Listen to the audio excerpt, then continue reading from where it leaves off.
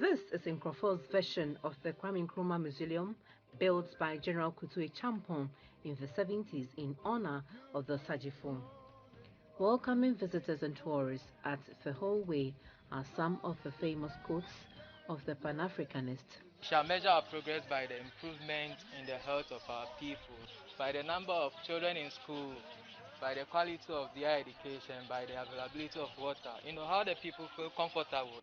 21st September 1909, the hero of independence was born here in Nkroful, in the Lembele district of the Western region. The setting of mud structures and artifacts are designed to depict the rural nature of the then Gold Coast, though some were the original items used by the household, preserved till date.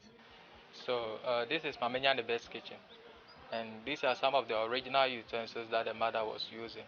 So the utensils were many, but when they were exhuming the body to Accra, they took some of the utensils along. So it was only these three things that was left here, and we have the oven that she used to smoke her fish.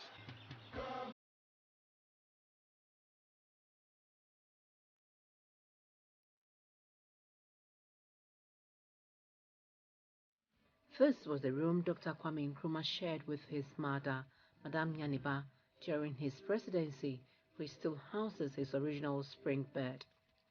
And some of his staffs were here, that is his trunk, his clothes, his working stick. All of them were here, but when the soldiers came for the body, they took all away to Accra. So it was only the bed that was left here.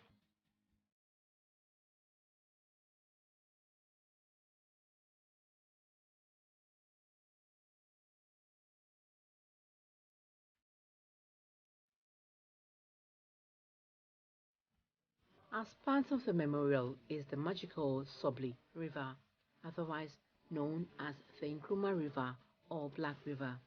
Tour guide Stephen Tando shares two significant old tales of the river.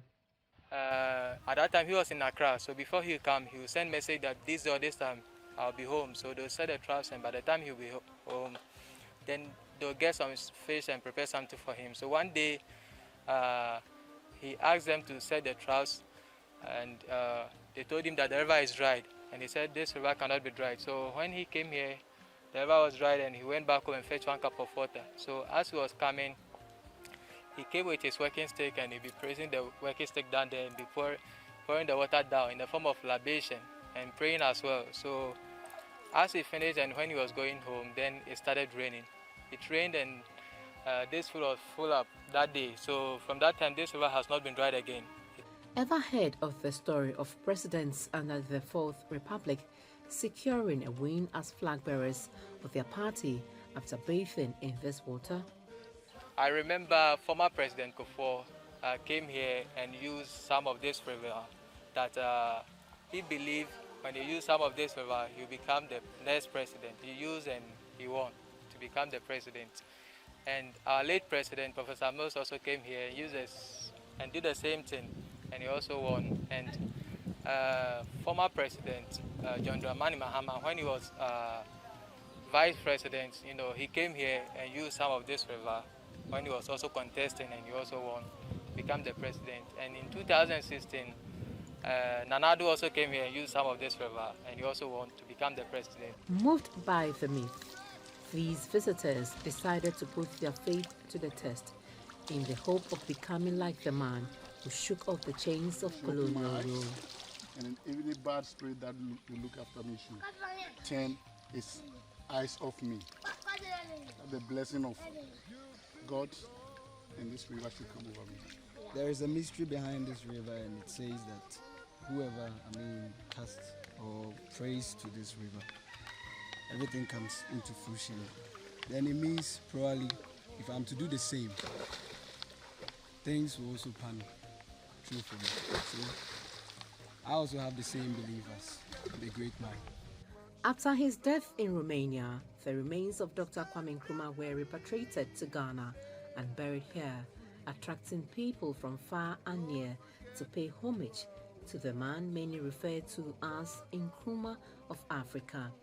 It wasn't until the 90s before the late Flight Lieutenant Jerry John Rawlins, in consultation with the family, exhumed and reburied him at the Kwame Nkrumah Memorial Park in the capital, Accra. Bearing the torch of Ghana and Africa, he says, "As far as I am concerned, I am in the knowledge that death can never extinguish the torch which I have lit in Ghana and Africa. Long after I am dead and gone, the light will continue to burn and be borne aloft, giving light and guidance to all people." If you have lost hope in life or your country and think the future is bleak, perhaps you could take a trip to this memorial to reignite your values, dreams, and hope of a brighter and better tomorrow. Africa will rise again.